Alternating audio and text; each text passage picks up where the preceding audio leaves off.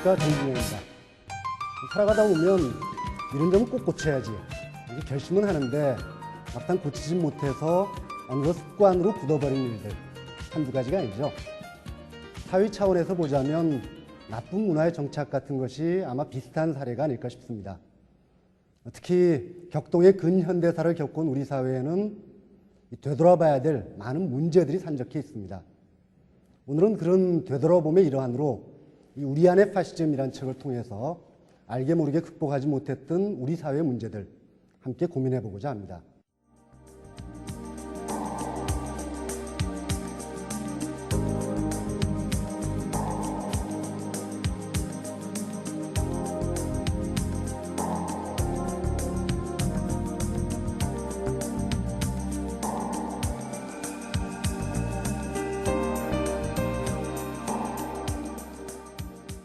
오늘도 도움 말씀 위해 두 분 선생님 모셨습니다. 먼저 이 책의 대표 저자이시죠. 한양대 인문과학대 역사철학부 교수이시고 비교역사문화연구소 소장이신 임지한 선생님 나오셨습니다. 안녕하세요. 그 옆에 계시는 분은 역시 비교역사문화연구소 연구교수로 계신 김용훈 선생님이십니다. 안녕하십니까? 안녕하세요. 예, 뭐 두 분 모두 평소에 강의하시랴 연구소 활동하시랴 굉장히 바쁘실 텐데 이렇게 나와주셔서 감사합니다. 감사합니다. 예, 그런데 이 비교역사문화라는 분야가 일반인들에게는 좀 생소하게 느껴질 것 같거든요. 어떤 분야인지 좀 설명해 주시겠습니까? 예, 뭐 역사학에서는 이제 비교사라는 그런 장르가 있죠. 이제 역사를 서로 비교하는 건데 간단하게 설명을 한다면 우리가 왜 보통 어떤 사람이나 어떤 집단의 개성을 이야기하지 않습니까? 그런데 어떤 그 단위의 개성이 드러나는 것은 사실은 항상 타자라는 거울에 비춰볼 때 내가 이렇게 개성이 있고 내가 이렇게 다르다라는 것이 이제 드러나는 것인데 역사도 마찬가지죠. 다른 단위의 과거, 다른 단위의 역사와 비교해 볼 때 야, 이 한국 사회가 이렇게 다르구나. 이런 면에 한국 사회의 독특한 거구나라는 것을 알 수 있는데 되게 우리 사회에서 이야기는 한국사는 특수하다는 이야기만 하지 그 특수하다는 이야기가 어떻게 어떤 다른 역사라는 거울에 비추어서 이렇게 특수하다는 얘기는 안 한단 말이죠. 그래서 어떻게 보면 한국 사회 혹은 한국의 역사를 이해하기 위한 방편으로서의 비교사다. 그렇게 이해해 주시면 될 것 같습니다. 우리 특수성을 이해하기 위해서도 역시 비교가 필수적이다. 그렇습니다. 예. 그게 전제라고 저는 생각을 합니다. 김 선생님께서 이런 비교사에 관심을 갖게 된 개인적 배경이랄까요? 어떤 예. 것일까요? 저는 이제 특히 이제 파시즘이나 독재 체제에 대한 그 관심이 원래부터 많았고요. 근데 이제 이 독재 체제나 파시즘 역시 뭐랄까요? 좀 서로 이제 비교하고 또 이 독재 체제라는 그 정치적인 측면뿐만 아니라 그 문화적인 측면도 이제는 고려할 때가 되었다 하는 그런 측면도 있고, 그래서 이제 요 비교역사문화연구소 창립에 이제 관여했고, 그다음에 계속해서 이제 참여하고 있습니다. 뭐 지금 김 선생님께서 독재 체제 말씀을 해주셨습니다만 오늘 우리가 다룬 우리 안의 파시즘이라는 책에 바로 그 내용들이 많이 담겨 있는 것 같은데요. 아마 지금까지 두 분 선생님들께서 해오셨던 연구 작업의 출발점이 어쩌면 이 책이 아닐까 싶기도 합니다. 이 책은 원래 당대비평이라는 개간지에 실렸던 걸로 아는데 어떤 계기로 이런 책을 엮게 되셨습니까? 글쎄요, 그 당대비평에서 원래 우리 안의 파시즘이라는 특집을 2번에 걸쳐서 했는데, 제가 그때 이제 당대비평 편집위원으로서 만든 첫 특집이었는데, 그 반응이, 독자들 반응이 저희들이 상상했던 것 이상으로 굉장히 폭발적이고, 그리고 이것을 한번, 이제 잡지라는 건 일과성이 있는 거니까, 단행본으로 한번 묶어서 내보면 어떻겠느냐라는 제안들도 있고 해서, 단행본으로 묶어내게 됐습니다. 좀 더 많은 사람들에게 볼 기회를 제공해 주자는 의미였겠군요. 그렇습니다. 이제 뭐 본격적으로 좀 책 내용을 살펴봐야 될 것 같은데요. 아무래도 중심 개념들을 우리가 좀 점검해 볼 필요가 있을 것 같습니다.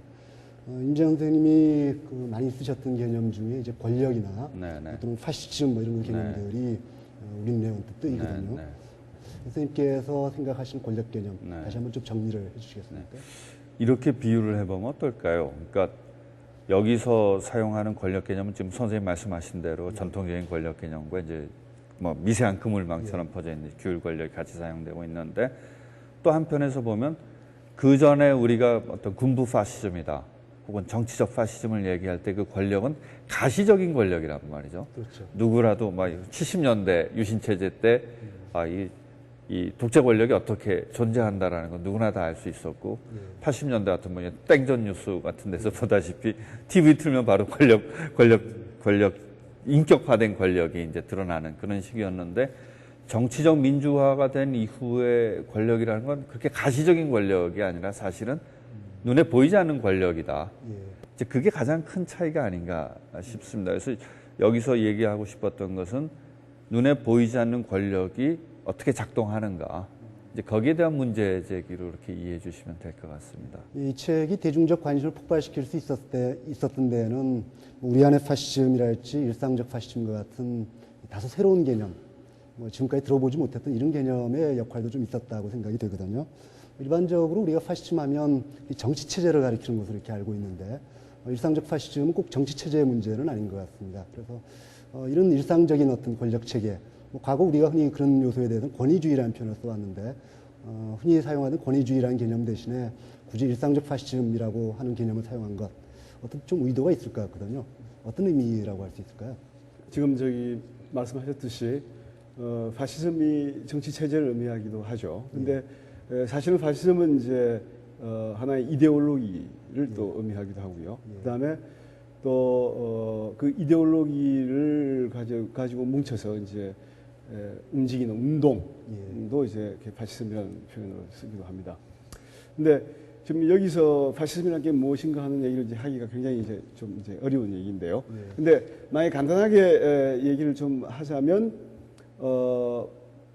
이 민족 공동체를 혁명적으로 바꾸자 하는 그런 극단적 민족주의의 한 형태라고 얘기를 할 수가 있습니다. 근데 이 파시즘이 여러 가지 양상을 띠고 나타나는데 거기에는 뭐 국가주의랄지 그다음에 뭐 또 전 국민의 병영화, 군국주의, 반의회주의, 또 남성 중심주의, 또 인종주의 같은 것도 나타날 수 있고요.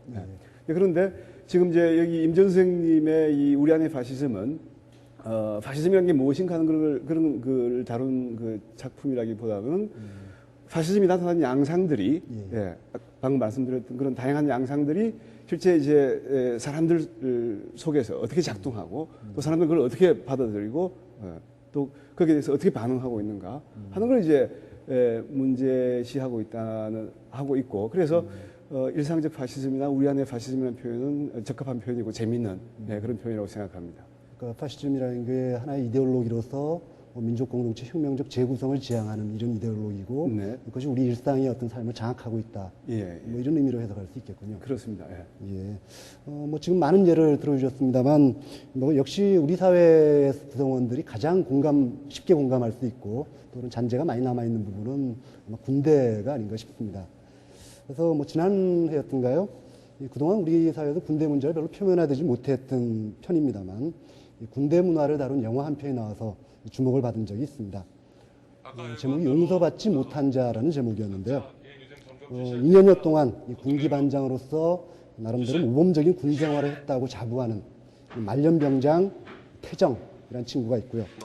그런데 그 중학교 동창인 승영이라는 친구가 내무반 신참으로 들어오게 되면서 양자 사이에 어떤 갈등이 시작되는 것 이런 모습을 그리고 있습니다. 이 영화가 주목받은 또 다른 이유는 군대를 다룬 영화인데 군대만을 이야기한 영화가 아니라는 점이죠. 개혁의 궁극적인 대상은 무엇일지 또는 뭐 제도가 우선인가 사람이 우선인가 이런 거 많은 생각을 하게 만들기도 했습니다. 우리 사회 남성이라면 군대 경험은 워낙 익숙한 것입니다만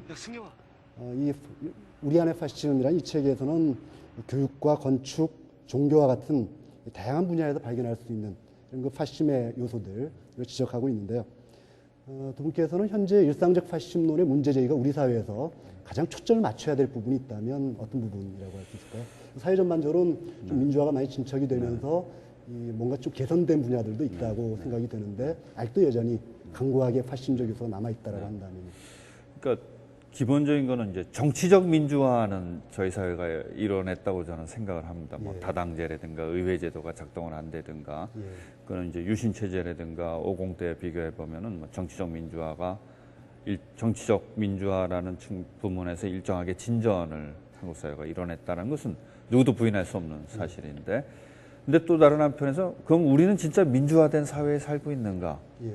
내가 살고 있는 사회의 결은 민주주의인가라고 질문을 했을 때 거기에 대해서 그렇다라고 답할 자신이 없다는 거죠. 그럼 뭐냐 하면은 가령 민주화된 그 제도적으로 민주화된 장 속에서 사람들이 살아나가는 방식은 여전히 뭐랄까 비민주적이고 예전에 권위주의적인 그런 이토스라든가 권위주의적인 어떤 그 생활 방식 이런 것들이 지배적인 한 한국 사회가 그 사회적으로 민주화됐느냐라는 그 답변의 질문에 대해서 긍정적으로 답하기가 어렵다라는 문제제기가 밑바닥에 깔려 있습니다. 결국 뭐 그게 제대로 변혁되기 위해서는 일종의 총체적 변혁이 일어나야 되겠습니다만 한꺼번에 또 총체적 변혁을 이루기 굉장히 힘들 것 같고요. 지금 가장 흔히 타격 지점이라고 할까요? 좀 전투적인 용어를 사용한다면 바로 우리가 가장 초점을 좀 맞추면 좋겠다라고 생각되는 부분이 있다면 뭐 어떤 부분이 될까요? 김 선생님께서 좀 말씀해 주시죠. 네, 저는 이 북카페고 해서 그죠. 요 책 안에 재미있는 일화 하나를 좀 잠시 좀 짧게 읽어드리면 어떨까? 저기 이 책 가운데 문부식 씨가 썼던 글 가운데 이런 부분이 있습니다. 제가 잠깐 읽어보겠습니다.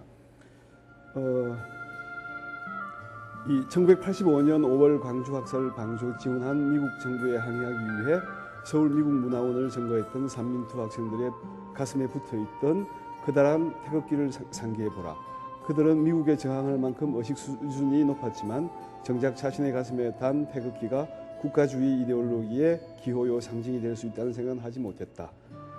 우리가 1980년대의 법정에서 국가보안법에 의해 단죄받으면서도 대한민국 만세, 민주주의 만세를 외칠 때 우리는 우리의 조국 대한민국이 한 번도 제대로 된 민주주의를 경험해보지 못한 전 근대적 국가라는 생각을 해보지 못했다.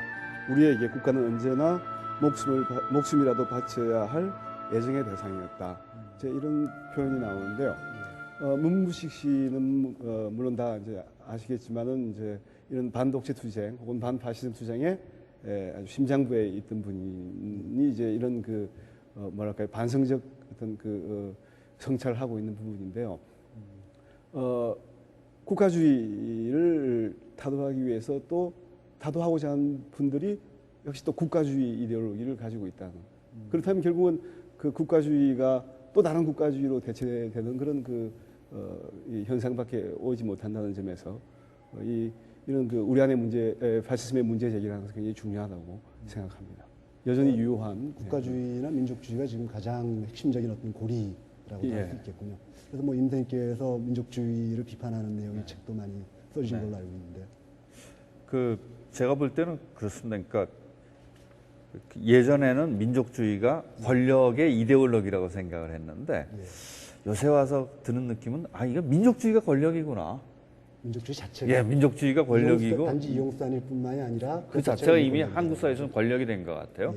가령 지난번에 독도 문제로 시끄러웠을 때 노무현 대통령이 청와대 홈페이지에 굉장히 단호한 글을 쓰고 그 노무현 대통령의 지지도가 이제 갑자기 잠깐 상승했던 그런 기사를 읽은 적이 있는데 그 기사를 읽으면서 느끼는 게 그 이전까지 80년대까지 민족주의라는 게 박정희 씨라든가 또는 50 때 이 조국 근대화 프로젝트에 민중들을 동원하기 위한 그런 이데올로기로 작동을 했는데 그것이 오랜 세월을 거치면서 이제 구조화돼 버리니까 정치 권력이 민족주의의 눈치를 봐야 되는 상황이 아닌가. 하나의 이데올로기로서의 민족주의가 어떤 의미에서 실체화돼 가지고 그 자체가 주체처럼 행동하는. 상상된 것이긴 하지만 이미 사람들이 그것을 실제적인 공동체라고 믿기 시작할 때는 그 실제가 돼버리는 거죠.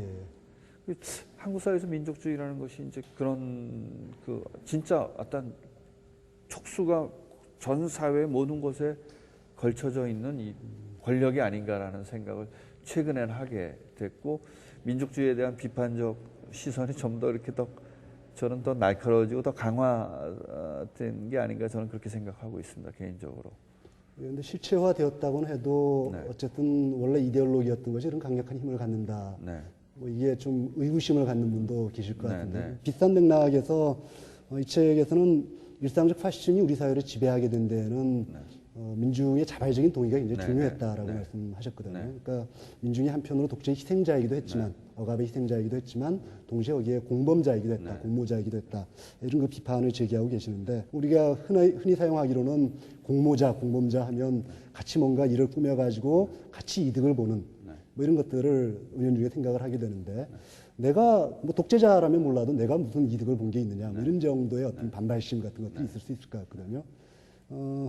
굳이 이런 공범자라는 표현을 사용하시게 된 것들은 뭐 일반 대중들이 그런 공범을 통해서 독재에 대한 공모를 통해서 이득을 얻은 게 있다면 뭐 어떤 것들을 지적할 수 있을까요? 그건 딱히 그러니까 그 독재 체제에서 민중이 자기 이해를 실현했다라는 얘기하고는 좀 다를 수 있을 것 같아요. 자기 민중의 이해가 독재 체제에서 보장되지 않았어도 사람들이 이 체제가 나의 이해를 보장해 준다라고 생각했을 때, 허구적인 믿음. 예, 허구적인 그것이 실제적인 이익을 보장해 줬냐 허구적이냐라는 건 중요하지 않은 것 같아요. 사람들이 이 체제가 나의 이해를 보장해 준다라고 믿기 시작했을 때 그 체제에 대한 어떤 지지가 있는 거죠. 가령 최근에 우리 균터 그라스가 이제 SS의 그 탱크 사단에 근무했다라는 게 이제 밝혀져 갖고 이제 그 독일 언론이나 폴란드 언론 같은 데서 논란이 됐는데 그 사건은 저로 하여금 이런 생각을 다시 하게 만들었습니다. 이 독재 체제가 균터 그라스와 같이 아주 그 깨어있는 정신을 지닌 그 10대 후반의 소년에게도 이렇게 매력적으로 다가왔었는가. 균터 그라스 같은 이 양심적인 전후 독일의 양심적인 지성을 대변하는 인물도 18살 때 그 독일 군대에 들어가고 싶어서 그렇게 안달이 날 정도의 어떤 흡인력을 가지고 있었던 것이 무엇인가 라는 생각을 다시 하게 만들었는데 공범자라는 표현을 쓸 때는 이런 거죠. 그러니까 그 체제가 히틀러나 혹은 박정희나 어떤 소수의 그 나쁜 악당들에 의해서 체제가 작동됐다면 그 과거의 극복은 상대적으로 저는 쉽다고 생각합니다. 쉽게 하면 한국식으로 얘기한다면 박정희 씨와 유신 잔당만 제거하면 민주화가 된다는 거죠. 또 박정희 씨는 죽었고요. 죽었고요. 유신 잔당이라는 것도 이제는 뭐 사실은 정치권에서 큰 힘을 발휘하지 못한다고 생각을 하는데 중요한 거는 박정희 시대의 유신 체제를 밑에서부터 떠받쳐왔던 한국 사회 집단 심성이 변했는가? 그러니까 인격화된 독재자는 가고 없지만 그 독재 시스템을 밑에서부터 이렇게 떠받쳐왔던 그 한국 사회의 어떤 그 구조랄까 결 같은 게 바뀌지 않는 한 진정한 의미에서 민주화는 불가능하다는 게 제 판단이고 그런 점에서 사실은 독재자에게 모든 책임을 전가하는 것이 아니라 과연 나는 그때 그 가령 유신 체제가 내걸었던 조국 근대화라는 그런 프로젝트에 대해서 나는 어떻게 생각을 했고 거기에 나는 어떻게 개입을 했는가. 그러니까 이들을 비판하자는 것이 아니라 왜 어떤 상황에서 그런 독재 체제가 내걸었던 그런 프로젝트에 자발적으로 동참하게 됐는가. 그 메커니즘이 무엇인가. 그것을 우리가 좀 더 그 정확하고 철저하게 이해할 때 비로소 독재의 어떤 극복이 난 가능한 게 아닌가 이렇게 생각합니다. 희생자라는 알리바이에 숨어있지 못하도록 만드는 그렇습니다. 예. 그래서 저는 그 집단이건 개인이건 자신을 희생자라고 규정하는 논리보다는 과연 나는 여기에 어떻게 동참을 했고 그것이 수동적인 지지든 적극적인 지지든 어떻게 해서 나는 이 체제에 눈을 감았는가 또는 적극적인 지지를 보냈는가를 진지하게 성찰할 때 비로소 어떤 한국 사회 미래가 보이는 것이 아닌가 그런 생각이 들었고 그런 맥락에서 희생자라는 규정보다는 차라리 공범자라는 규정이 정서적으로는 조금 불편하더라도 조금 더 이성적이고 한국 사회의 미래를 향해서 더 진지하게 과거와 대면하는 자세가 아닌가 저는 개인적으로 그렇게 생각하고 있습니다. 이 책에서 뭐 우리나라의 그 일상 속에 존재하는 이 파시즘적 요소를 많이 다루고 있습니다만 원래 이제 파시즘 자체는 유럽에서 생겨난 것이고 뭐 용어도 그쪽에 수입된 거 아니겠습니까? 김 선생님께서 이 유럽의 파시즘에 대해서 많이 연구하셨던 걸로 알고 있는데요. 그쪽의 어떤 파시즘과 우리의 파시즘 좀 비교를 해주시면 어떻게 될까요? 오늘 계속 저한테 굉장히 어려운 질문을 해주시는데 유럽의 파시즘하고 그 한국의 경우 이제 이거 비교를 하는 게 좀 이제 이 얘기가 길어지고요. 그래서 요거 질문을 제가 약간 이렇게 좀 바꿔보면 어떨까 합니다. 그러니까 그 이탈리아야말로 이제 유럽 파시즘의 종주국처럼 되어 있고요. 원형이라고 할 수 이제 이탈리아의 경우를 가지고 잠깐 이제 요런 말씀 드리고 싶은데 이탈리아에서 파시즘이 이제 패망하고 난 이후에 이 파시즘이라는 과거를 이제 어떻게 극복한다든지 하여튼 처리한다든지 하여튼 그렇게 이제 해왔는가 하는 거하고 관련지어서 좀 말씀드릴까 하는데요. 물론 이제 이탈리아도 1945년 이제 패망하고 난 다음 곧바로 파시즘의 과거를 본격적으로 이제 그 파헤치고 좀 더 뭐랄까요 마음을 열고 그 과거를 이제 이렇게 따져보려는 생각을 하지는 않았습니다. 근데 1968년 사건 이후로 좀 다른 시각에서 이 파시즘의 과거라는 게 어땠는가 하는 데 대한 이제 관심들이 생겼고 특히 이제 파시즘과 일반 이탈리아인들의 관계에 대해서 이제 관심을 가지게 되기 시작했고요. 근데 1970년대부터 유명한 이제 말하자면 뭐 이거는 거의 뭐 엄청난 사건이 된 이제 역사학적 논쟁이 발생해요.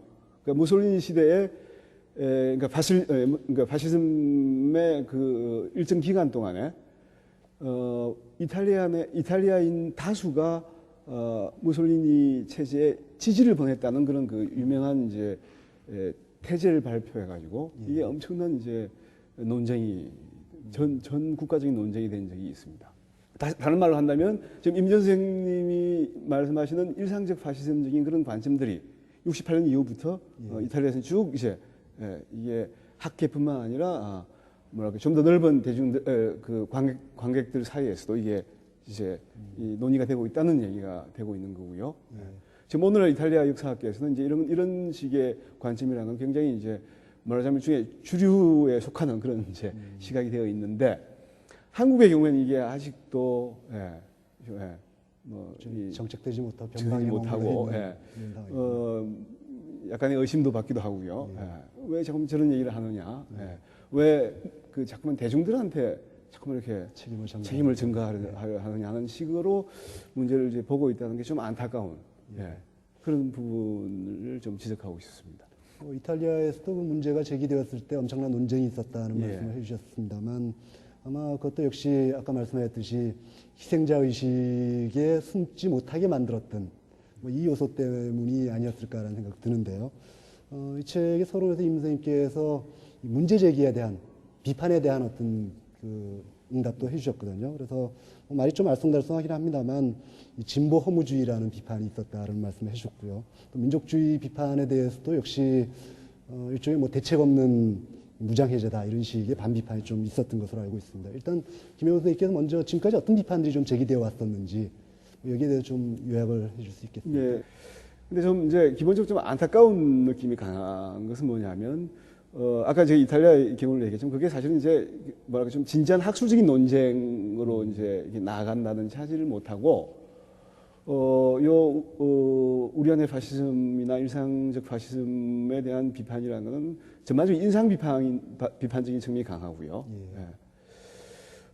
그래서 이 좀 뭐랄까요 좀 생산적인 결과를 가져오지 못한 논쟁이었지 않았나 하는 그런 이제 생각이 드는데 지금 이 파시즘 문제를 각 개인에게 지금 전가함으로써 더 큰 파시즘의 잔재라고 할 수 있는 그런 그 예를 들어서 특정 언론 매체랄지 그 외에 여러 가지 그런 것들에게 면죄부를 주고 있는 건 아닌가 말이죠. 아직 큰 게 많이 남아 있는데 작은 거에 지금 신경 쓸 때가 아직 아니다. 뭐 이런 거기에다가 어떻게 모든 사람이 깨끗할 수 있는가? 지금 이 얘기는 혹시 모든 사람에게 깨끗하라고 이렇게 얘기하는 건 아닌가 하는 그런 이제 비판들이 있는데 두 번째 비판보다는 첫 번째 비판 같은 것은 같이 좀 논의해 볼 만한 그런 비판이 아닌가 하는 생각이 듭니다. 뭐 아무래도 이 감정의 결을 건드리다 보니까 이 감정적 대응이 많았던 것 같군요. 지금 김 선생님께서 요약을 해주셨습니다만 임 선생님께서는 이런 비판에 대해서 얼마나 타당성이 있다고 생각하시는지요? 제 입장에서는 뭐 별로 타당하지 않다고 생각을 하죠, 당연히. 예. 근데 이제 하나 아쉬운 거는 이 일상적 파시즘, 우리 안의 파시즘 문제 제기가 99년도에 이루어졌는데 예. 이런 문제 제기를 조금 더 뭐 제가 옳다, 누가 옳고 그러냐의 문제가 아니라 한국 사회에서 이른바 민주화 세력이라고 하는 집단들이 이런 일상적 파시즘의 문제 제기 같은데 좀 더 진지하게 귀를 기울였다면 노무현 정권의 행보가 지금보다는 훨씬 낫지 않았을까 하는 그런 아쉬움은 있습니다. 예, 어쩌면 감정적 대응으로 일관했기 때문에 그것이 변화되지 못했다라고도 할 수 있겠군요. 근데 다행인 것은 그래도 최근에 이제 재작년에 이제 대중독재 논쟁이 이제 일상적 파시즘의 논쟁이 이제 연속선상에서 이루어졌는데 최근에는 이제 그런 오해들이 많이 그래도 가시고 대중독재에 대해서 가장 비판적이었던 그 조희연 선생 같은 경우도 이제 굉장히 이렇게 많이 서로 어떤 접근해서 또 공유하는 그런 생각들이 많아졌다는 것은 조금 저 개인적으로는 굉장히 기쁘게 생각하고 또 그런 면에서 논쟁에 참가해 주신 여러분들께 감사드리는 마음도 있고 또 저도 그 논쟁을 통해서 미처 생각하지 못했던 것들을 이렇게 깨달은 바도 많고 그렇습니다. 뭔가 뭐 새로운 단계가 좀 열리고 있다고도 할 수 있겠군요. 예, 앞으로 연구가 좀 더 진척이 되면은 조금 더 잘 정제된 이야기들을 할 수 있지 않을까 그렇게 생각하고 있습니다. 뭐 그것과 연결될 수 있겠습니다만 이 책의 서문에서 선생님께서 좀 아쉬운 점을 표명하신 게 현상 분석에 너무 바빠가지고 네. 무엇을 할 것인가에 대한 준비된 답변이 없었다라는 말씀을 해주셨거든요. 근데 이 책 출판된 지 이미 한 6년여 정도의 세월이 흘렀으니까 뭐 지금은 좀 새로운 답변 같은 것들이 마련되지 않으셨을까 싶은데요. 실천 방안이라고 하면 어떤 것이 있을 수 있을까요? 글쎄요, 제가 뭐 아주 잘 짜여진 실천 방안을 딱 어떤 청사진처럼 내놓고 자, 이것이 바로 우리가 그 파시즘을 극복하는 길이다라고 이야기한다면 그런 방식 자체가 또 파시즘적인 사유 방식일 것 같고, 제일 중요한 거는 이런 문제 제기들의 귀를 기울인다면 자기가 자신의 그 일상 속에서 자신의 삶의 주변 속에서 아주 첨예하게 또는 성찰적으로 찾아내는 것. 실천 방식은 각자 자기 나름대로의 실천 방식이 있는 것이 아닌가 저는 그렇게 생각하고 있습니다. 오늘 우리 안의 파시즘을 통해서 그런 요소들을 많이 찾아봤는데 이 책과 함께 좀 읽으면서 좀 더 심화된 어떤 학습 같은 걸 할 수 있으려면 어떤 책이 좋을까요? 한 권씩 좀 추천을 부탁드립니다. 네, 우리 안의 파시즘의 일상적 파시즘의 이 논의를 좀 더 이제 학술적으로 만들고 이제 했던 게 대중독재론입니다. 예. 그러니까 이 대중독재론의 이제 이 성과를 한 2권 정도 지금 출간을 했거든요. 임지영 선생님도 추천해 주시죠. 저는 뭐 책보다도 예. 다시 한번 강조하지만 각자가 자신의 일상을 이렇게 찬찬히 성찰적으로 반성적으로 살펴보다 보면 어떤 책에서보다도 더 풍부한 어떤 생각거리, 더 풍부한 어떤 실천의 어떤 재료들을 찾을 수 있지 않을까 그렇게 생각하고 있습니다. 예, 오늘 우리 안의 파시즘이라는 책을 함께 읽어봤습니다. 혹시 조금 어려웠을까요? 사실 권력이나 체제에 대한 수능의 문제 그런 것들은 영화나 드라마에서 우리가 자주 접하는 것입니다만 우리 일상에서는 별로 느끼지 못하고 넘어가는 경우가 많죠. 이 책을 읽는다면 이런 문제에 대해서 한층 또 심화된 그런 문제의식을 느낄 수 있지 않을까라는 생각이 들고요. 그리고 그런 반성의 어떤 연속선상에서 독서의 단계, 또 우리 사고의 수준도 좀 높일 수 있지 않을까 싶습니다. 저는 다음 시간에 다시 찾아뵙겠습니다. 안녕히 계십시오.